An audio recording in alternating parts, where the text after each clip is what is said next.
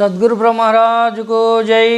श्री पूर्णानंदरहित सद्गुरु पुल्लारेड्डार्य पादार विंदामृत रसायनम जनन मरण भ्रांतिरहित पूर्णबोधकम श्री श्रद्धानंदरहित गोविंदयार्य मद्गुरु परब्रह्मणे नमः।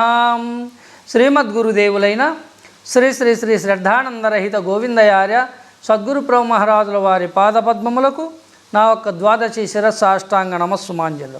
స్తోత్రియ బ్రహ్మనిష్ట పరులారా, ఆ విధంగా గురు శిష్య ధర్మాలను గురుముఖంగా మనము గ్రహించి ఈ యొక్క బోధ దృఢీకరణలో ఉండబడినటువంటి ధర్మ మర్మాలను మనము పూర్ణత్వముగా తెలుసుకునేటువంటి ప్రయత్నము చేసి గురు శిష్యుల యొక్క అన్యోన్యత భావములో ఉండబడినటువంటి ఆ ఒక్క మర్మాన్ని కూడా మనం తెలుసుకొని శాశ్వతము సత్యము స్థిరమైనటువంటిది పరమార్థము అని మనము గ్రహించేదానికి వీలు పడుతుంది. కాబట్టి ఇప్పుడు మనకు రాబోయే ఈ వాక్యము బోధ స్థితి పురుష లక్షణం.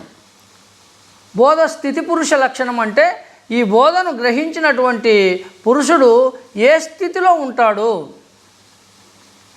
అనేటువంటి విషయాన్ని మనకు గురువు శిష్యునికి బోధ చేస్తూ ఉన్నాడు. అందుకే గురుడచలాచలములను తనకెరిగించిన శిష్యుడెరిగి ఎరుకైయుండన్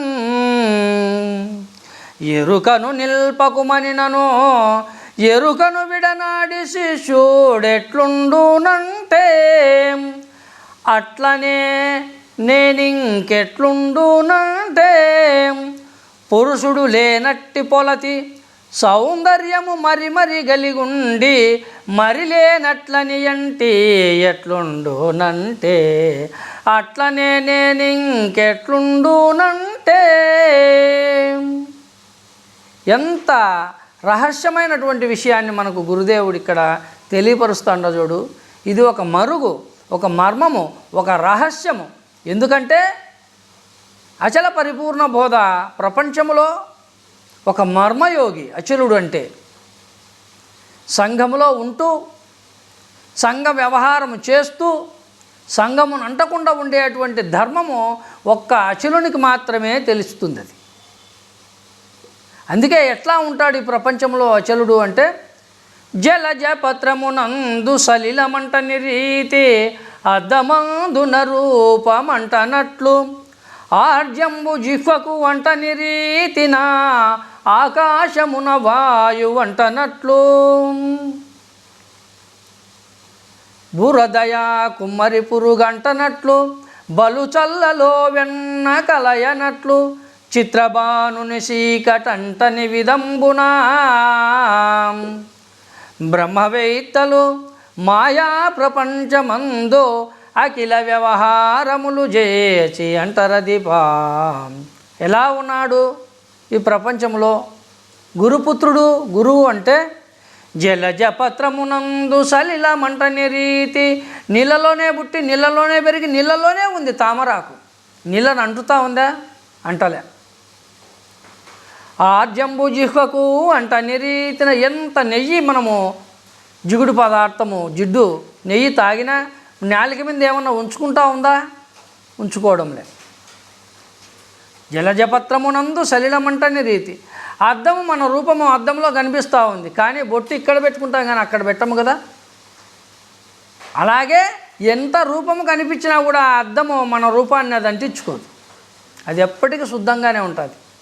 ఆకాశమున వాయువు అంటనట్లు ఎంత వాయువు వీసినా కూడా ఆకాశాన్ని అంటుకోలేదు. చిత్రబానుని చీకటంటనట్లు ఎంత చీకటి గమ్మినా సూర్యునికి చీకటి గమ్మదనమాట. అదేవిధంగా బలు చెల్లలో వెన్నగలయనట్లు మజ్జిగలో నుంచి వచ్చినటువంటి ఎన్న తిరిగి మజ్జిగలో వేస్తే మునగదు, అందులోనే ఉంది, కానీ ఆ మజ్జిగకి ఇది అంటదు. అదేవిధంగా భూమిని చింతపండుపై బొబ్బరంటని రీతి. చింతపండు ఉంది, చింతకాయ పండు, ఒట్టి చింతకాయ, అది చూసాకి అంతా కలిసి ఉన్నట్లే ఉంది, కానీ పట్టుకొని వచ్చితే పొట్టు రాలిపోతుంది. ఈ చింతపండుకి బొబ్బర ఈ పొట్టు అంటుకోలే. పోనీ చింతపండు బంకగా ఉంది, లోపల చింతపిచ్చ ఉంది, ఆ చింతపిచ్చికి ఈ పండు ఏమన్నా అంటుకుందా అని పగలగొట్టి చూస్తే చింతపిచ్చుక లోపల మినమిన మెరుస్తూ ఉంది. అన్నీ కలిసే ఉన్నాయి కానీ ఒకదాన్ని ఒకటి అంటలే. అట్లాగే బురదయా కుమ్మరి పురుగంటనట్లు, కుమ్మరి పురుగు బురదలోనే పుట్టి బురదలోనే పెరిగి బురదలోనే తిల్లాడుతూ ఉంటుంది, కానీ బురదను అంటలేదు. అదేవిధంగా బ్రహ్మవేత్తలు మాయా ప్రపంచమందు అఖిల వ్యవహారములు చేసి అంటరదిపా. బ్రహ్మవేత్తలు భ్రాంతిని గురుధర్మం ద్వారా భ్రాంతిని నివారించుకొని భ్రాంతిని తొలగించుకున్నటువంటి మహాత్ములు ఈ మాయా ప్రపంచములో తన ఒక్క జీవనోపాధి కోసమై సంసారమును గడుస్తూ రాజయోగ ధర్మమును అవలంబించుతూ రాజయోగ ధర్మంలో ఉండి సంసారము చేస్తూ సంసారము మిథ్యగా భావించి నిరంతరము గురువాక్యములో నిశ్చలులై ఉండబడినటువంటి మహాత్ములు సంఘములో ఉండి సంఘములో వ్యవహరించుతూ సంఘాన్ని అంటనటువంటి మర్మము ధర్మము వాళ్ళకే తెలుసు. అందుకే ఇక్కడ గురువుగారు అంటున్నాడు మనకి, నాయన గురుడు అచలాచలమును తనకెరిగించి శిష్యుడెరిగి ఎరుకయ్యుండను ఎరుకను నిల్పకమనను ఎరుకను విడనాడి శిష్యుడు ఎట్లుండునంటే అట్లనే అన్నాడు. అట్లనే అంటే ఎట్లా? అట్లనే అంటే ఎట్లున్నాడు? ఆ రహస్యము ఆ గురు శిష్యులకు మాత్రమే తెలియాలి. ఎట్లా అంటే పురుషుడు లేనట్టి పొలతి సౌందర్యము మరి మరి గలిగుండి మరి లేనట్లని అంటే ఎట్లుండునంటే అట్లనే నేనింకెట్లుండునంటే. ఒక అమ్మాయికి వివాహం చేసినారు తల్లిదండ్రులు. కొంతకాలం ఉన్న తర్వాత ఆ అమ్మాయికి ఇంకా సంతానం కలగకముందే భర్త కాలం అయిపోయినాడు. అయితే వయసు ప్రాయంలో ఉంది అమ్మాయి, యవ్వనంలో ఉంది. మరి ఆ అమ్మాయి పరిస్థితి ఏమిటి? ఇట్లా ఉండగా తల్లిదండ్రులు మరి ఒక అమ్మాయిని సంబంధం చూసి మాట్లాడి ఇంకొక వివాహం చేసినారు. కానీ ఆ ఒక్క స్త్రీ అద్దం ముందుకు పోయి బొట్టు పెట్టుకున్న, స్నానం చేసింది, గుడ్డలు కట్టుకుంది, అన్ని ఆభరణాలు పెట్టుకుంది. అద్దం ముందుకు పోయి బొట్టు తీసుకొని ముఖానికి పెట్టుకుందామన్నప్పుడు పాపం ఆయమ్మకి ఏమనిపిస్తుంది? పురుషుడు లేనట్టి పొలతి సౌందర్యము మరి మరి కలిగుండి మరి లేనట్లని అంటే ఎట్లుండునంటే అట్లనే నేనింకెట్లుండునంటే. నాకు భర్త లేడు కదా అని జ్ఞాపకం వస్తుంది. ఆ కుంకుమ తీసుకొని ఇక్కడ పెట్టుకుందామని పోయేసరికి ముందు గతించిన భర్త గుర్తుకొస్తాడు. నేను వితంతువునే కదా, మొదటి భర్తే భర్త పోయిన తర్వాత ఈ అమ్మ ఎన్ని అలంకారాలు చేసుకుంటే మాత్రం ఉపయోగమేమి? తన ఆత్మమైనటువంటి భర్త లేడు కదా. పొలతి ఉంది, సౌందర్యము ఉంది, కానీ పురుషుడు లేనట్టి పొలతి సౌందర్యము మరి మరి కలిగుండి మరి లేనట్లని అంటే ఎంత ఆభరణాలు పెట్టుకొని ఎన్ని పెట్టుకున్నా కూడా ఆ అమ్మ పురుషుడు లేనటువంటి పొలతి సౌందర్యం ఏమన్నా కనిపిస్తుందా? కనిపించదు. ఆ విధంగానే నేననే అహంకారం అనబడేటువంటి ఎరుకను గురువుకు దక్షిణగా ఇచ్చి నిరహంకారపరుడై భ్రాంతిరహితుడైనటువంటి బ్రహ్మవేత్తలైనటువంటి అచలు ఈ సంఘంలో ఈ సమాజంలో తిరుగుతూ ఉండి కూడా వాళ్ళు ఎలా ఉంటారంటే నిరహంకారపరులై ఆ విధంగా ప్రపంచంలో మసులుతూ ఉంటారు అని తెలియజేస్తూ ఇంకా అంటాడు, ఆ విధంగా ఎరుకను విడనాడినటువంటి ఆ ఒక్క పురుషుడు ఎలా ఉంటాడయ్యా అంటే ఎరుకను విడనాడిన యా పురుషుని స్థితి ఎట్టిదని నా పొందుగ వినుమే. నాయన గురుధర్మాన్ని తెలుసుకొని గురుముఖంగా పరిపూర్ణమేదో ఎరుక ఏదో ఇవి రెండు ఎట్టివో వీటి యొక్క ధర్మాధర్మాలను వీటి యొక్క లక్షణాలను వీటి యొక్క స్థితిగతులను గ్రహించి పూర్ణత్వ భావం చేత గురువుకు శరణాగతుడై తనుమన ధనములను గురువుకు దారబోసి శిష్యుడు ఎరుకను విడనాడినటువంటి వాడు ఎలా ఉంటాడు ఈ సంఘంలో అంటే ఎరుకను విడనాడిన యా పురుషుని స్థితి ఎట్టిదని నా పొందుగ వినుమే. సరిపడదనకన్ సరిగా వర్తింపుచుండు సమరాస బుద్ధిన్ కార్యమూలందో సహజ ప్రవృద్ధిన్ పరిపరి విడముల పరుగులు పెట్టడు మరి వైరాగ్యము చేత మానుకొనుండడు సమరస బుద్ధిన్ కార్యమూలందో సహజ ప్రవృద్ధిన్. ప్రపంచంలో అచలుడు ఎలా ఉంటాడయ్యా? భ్రాంతిరహితుడైనటువంటి వాడు, భ్రమదొలిగినటువంటి వాడు, గురుముఖంగా గురు రహస్యాన్ని, ఈ ప్రపంచాన్ని, ఆత్మను, దైవాన్ని ఎరిగినటువంటి మానవుడు ఈ ప్రపంచంలో మసులుతూ ఉండి కూడా ఎలా ఉంటాడు అంటే, ఎరుకను విడనాడినయా పురుషుని స్థితి ఎట్టిదని నా పొందుగా వినుమి. పొందుగా అంటే బాగా జాగ్రత్తగా, అనుకూలంగా, ఇష్టపూర్వకంగా మనసిచ్చి వింటే ఇందులో ఉండబడినటువంటి మర్మము మనకు తెలియబడుతుంది. పొందుగా వినుమి సరిపడదనకన్ సరిగా వర్తింపుచుండు సమరస బుద్ధిన్ కార్యమూలందు సహజ ప్రవృద్ధి. ఇది సరిపోయింది, ఇది సరిపోయలేదు అనేటువంటి భావాలు లేకుండా నిమిత్త మాత్రుడై ఏది అనుకూలంగా అన్ని విధాలుగా నడుచుకుంటూ ఉంటాడు. ఎవరిని నొప్పి పెట్టక, తాను నొప్పి పెడక తప్పించుకు తిరిగినటువంటి వాడు ధన్యుడు సుమతి అన్న ధర్మాన్ని ఆశ్రయించి అచలుడు పరిపరి విధముల పరువులు పెట్టడు.